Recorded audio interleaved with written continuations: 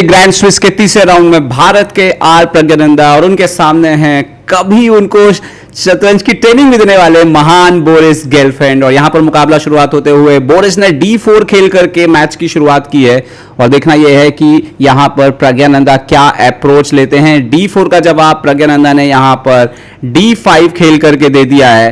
तो अब जो है बाजी वो एक बार फिर से देखते हैं कि कहां लेकर के जाते हैं बोरिस गेलफैंड ने खेला है C4 E6 night F3 board पर आते हुए। और प्रज्ञानंदा यहां पर पहला मैच ड्रॉ रहा था प्रज्ञानंदा का, दूसरा जो है उन्होंने जीता है और अब ये तीसरा राउंड है नाइट F6 खेलते हुए। यहां पर देखते हैं क्या खेलेंगे। खेला है यहां पर G3 बोरिस गेलफैंड ने और एक क्लासिकल सेटअप लेते हुए। और विश्वनाथन आनंद के साथ के जो खिलाड़ी रहे हैं, बिशप B4 यहां पर खेला है प्रज्ञानंदा ने। यहां पर हम जो बोले थे आनंद के साथ के जो खिलाड़ी रहे हैं उसमें से एक खिलाड़ी रहे। यहां पर क्वींस गैम्बिट डिक्लाइन जो है वो बोर्ड पर हो चुका है। बिशप D2 और एक कुछ बोगो इंडियन से मिलता जुलता स्ट्रक्चर। यहां पर बिशप E7 वापस ले लिया यहां पे प्रज्ञानंदा ने। और नाउ बिशप G2, सो नाइट BD7 और यहां पर क्वीन C2 बोर्ड पर लाते हुए। और अभी तक कैसल नहीं किया है, यहां पर C6 करके अपने स्ट्रक्चर को मजबूत करते हुए इस ओपनिंग में प्रज्ञानंदा को अपने लाइट कलर के बिशप को ध्यान देना होगा। खैर हम बात कर रहे थे कि विश्वनाथन आनंद के साथ के जो खिलाड़ी हैं बोरिस गेलफैंड, इवानचुक, ये दो आज भी सक्रिय हैं। और यहां पर कैसल नाइट आता हुआ ऊपर E4 पर। यहां पर गेलफैंड लेकर के आए नाइट C3 और प्रज्ञानंदा ने खेला यहां पर F5 सेंटर पे। यहां पर सपोर्ट दिया नाइट को और अगर वो कैसल करेंगे जैसा कि उम्मीद है तो वो F5 उनके काम आने वाली है। यहां पर रुक आता हुआ D1 पर सेंट्रलाइज किया है रुक को यहां पर बोरिस गेलफैंड ने। और यहां पर प्रज्ञानंदा ने डिसाइड किया कि बिशप जो है उसको चॉप अप किया, बाहर किया गेम से। नाइट इंटू D2 मार दिया है यहां पर, रुक इंटू D2 और जो बहुत संभावना लगती है कि दूसरा नाइट भी उनका ट्रैवल करेगा कभी ना कभी night F6 to night E4। और यहां पर कैसल कर लिया है पहले प्रज्ञानंदा ने। हालांकि जरूरी नहीं है कि वो ट्रैवल करे वहां तक, हो सकता है कि वो E5 को ब्रेक लेने के लिए भी यहां पर बोगो इंडियन डिफेंस है पूरी तरीके से। यहां पर E3 खेल दिया है और E4 के स्क्वायर पर कोई क्लेम करते हुए नजर नहीं आए। और डेफिनेटली यहां पर बिशप D6 लेकर के आते हुए प्रज्ञानंदा, और ये जो बिशप यहां पे कुछ उतना काम नहीं कर रहा था उसको काम दिया है। तो जरूरत पड़ने पर कभी C5 E5 पे अगर आपको जरूरत पड़ती है किसी तरह के सपोर्ट की तो वो और यहां पर खैर बोरिस गेलफैंड का प्लान क्लियर है कि वो क्वीन साइड से यहां पर अटैक करने वाले हैं।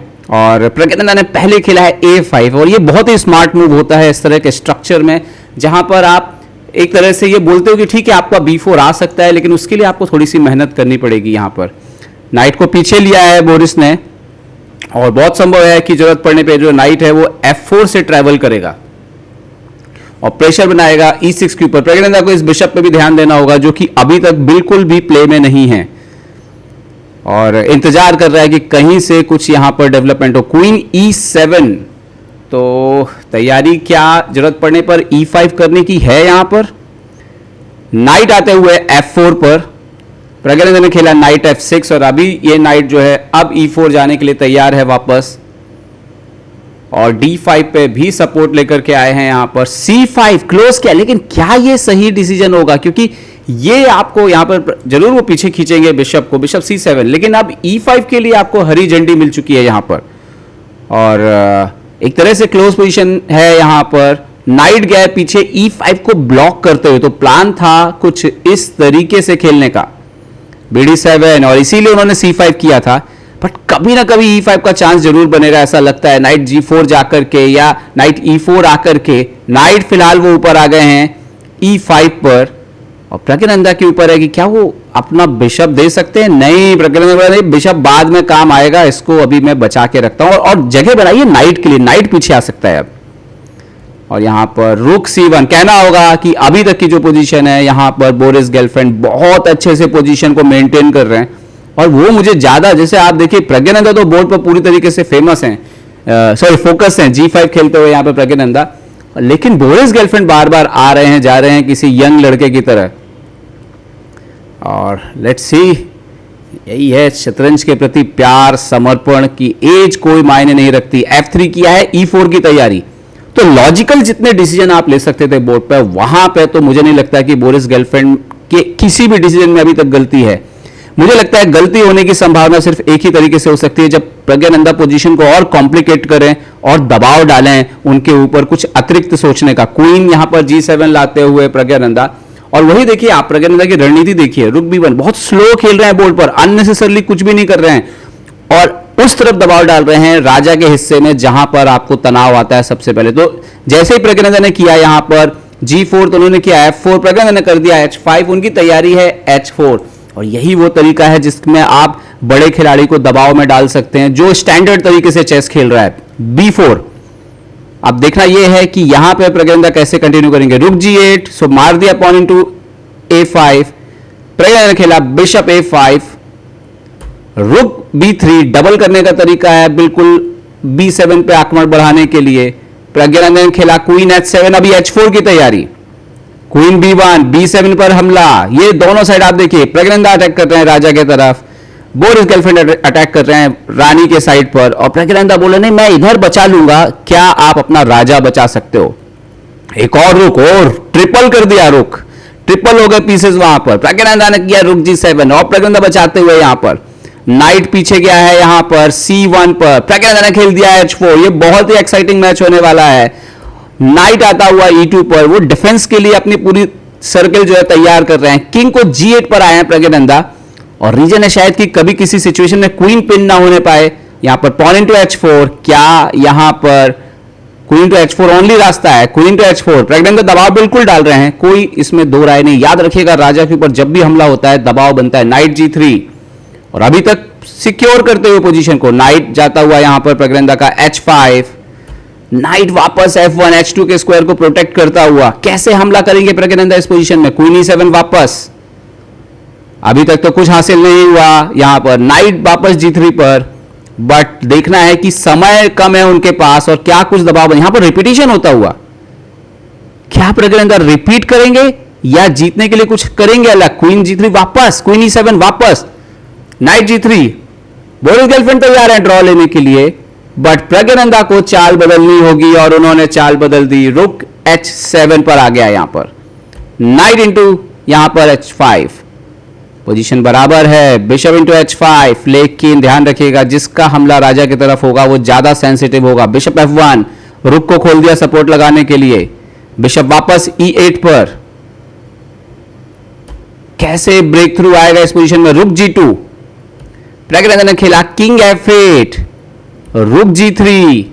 यहां पर तेजी से चालें हो रही है क्योंकि दोनों के पास टाइम जो है वो काफी कम है, 40 चालें पूरी हो चुकी हैं, तो अब दोनों के पास 50-50 मिनट अतिरिक्त मिलेगा।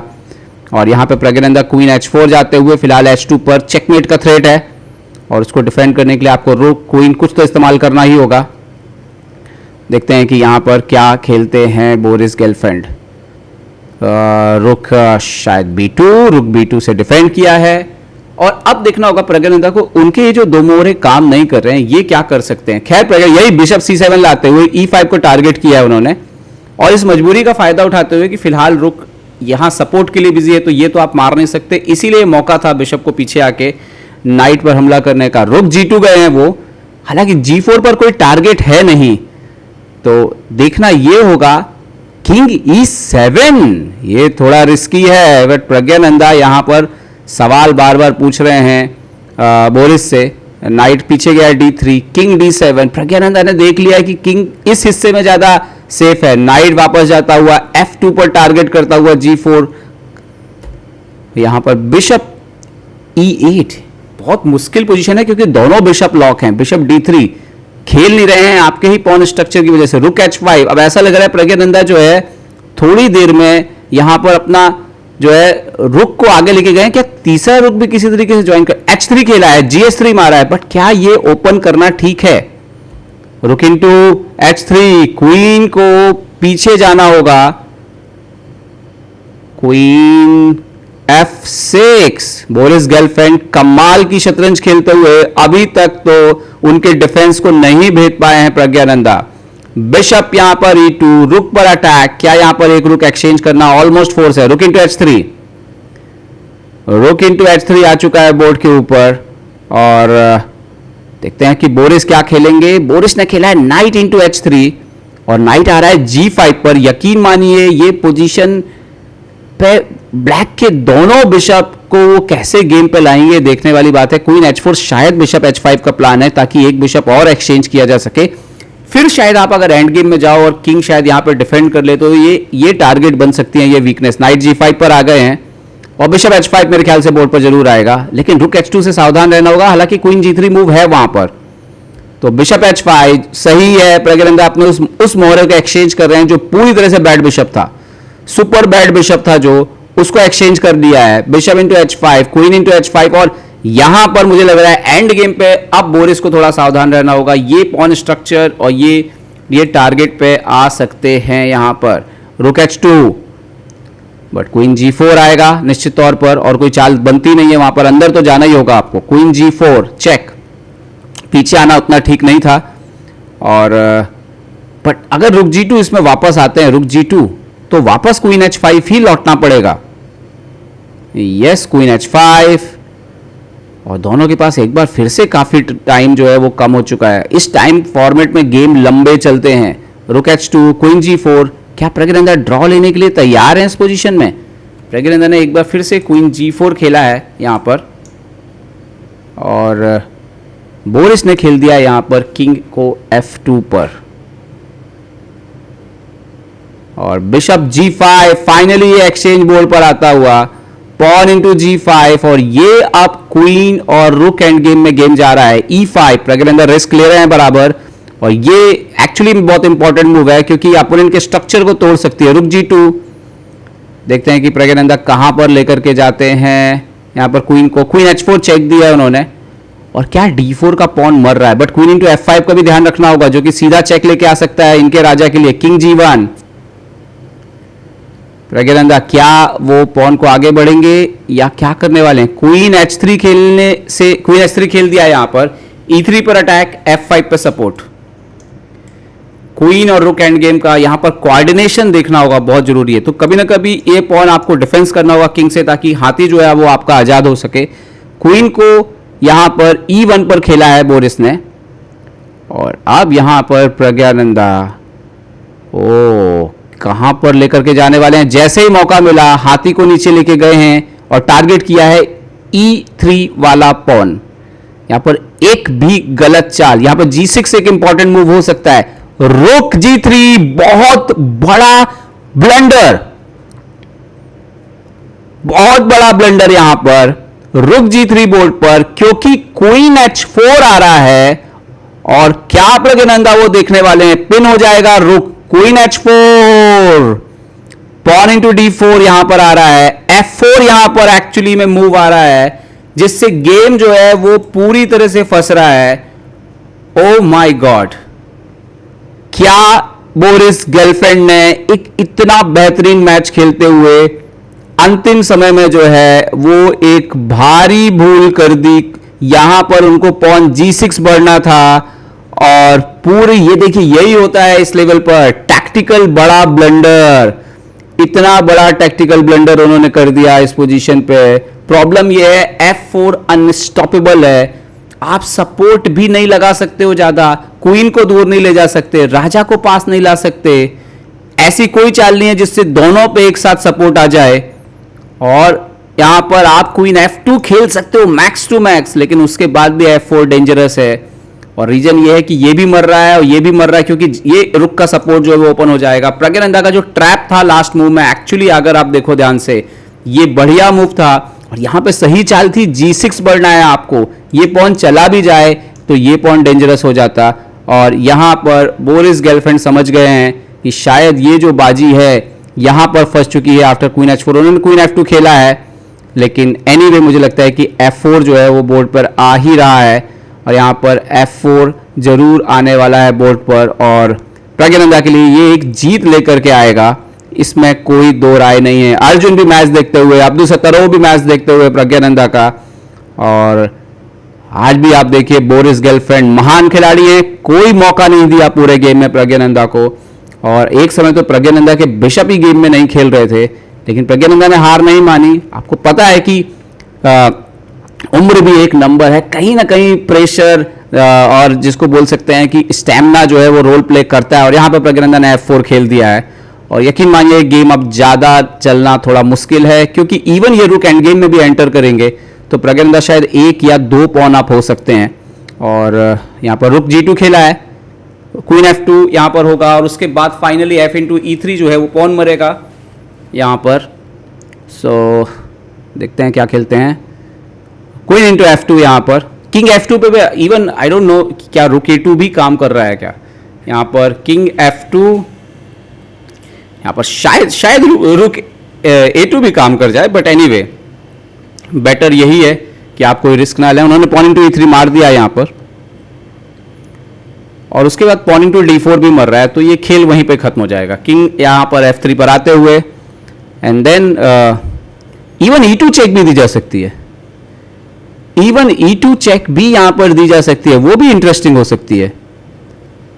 यस, क्योंकि किंग फंस चुका है एक्चुअली। उसके बाद क्या E2 यहां पर खेलेंगे प्रज्ञानंदा? यस, E2 आते हुए बोर्ड पर, और अब आप साफ देख सकते हो यहां पे प्रॉब्लम क्या है कि चेक के साथ ये सब आ रहा है, तो किंग F2 आपको रोकना पड़ेगा, इवन का स्क्वायर आपको कंट्रोल करना पड़ेगा। और यहां पर एक बहुत ही खतरनाक चाल है जिससे गेम यहीं पे खत्म हो सकता है, और देखते हैं कि क्या वो चाल प्रज्ञानंदा यहां पर खोज लेते हैं। देखते हैं क्या खेलते हैं वो यहां पर। यहां पर आप चाहो तो रुक A2 भी मार सकते हो, आप चाहो तो पॉन D4 भी मार सकते हो। यहां पर कई तरीके हैं जीतने के। प्रज्ञानंदा ने खेला रुक E3, ओ यहां पर बन रहा है क्वीन, और आप अगर राजा को लेके यहाँ पे जाते हो तो E/D4 E3, और ये खत्म हो जाएगा गेम। यहाँ पे रिजाइन कर दिया है बोरिस गेलफैंड ने, और प्रज्ञानंदा की FIDE ग्रैंड स्विस में शानदार जीत महान खिलाड़ी बोरिस गेलफैंड के खिलाफ, जिनसे उनने कभी जो है ट्रेनिंग भी ली थी माइक्रोसेंस ट्रेनिंग कैंप में।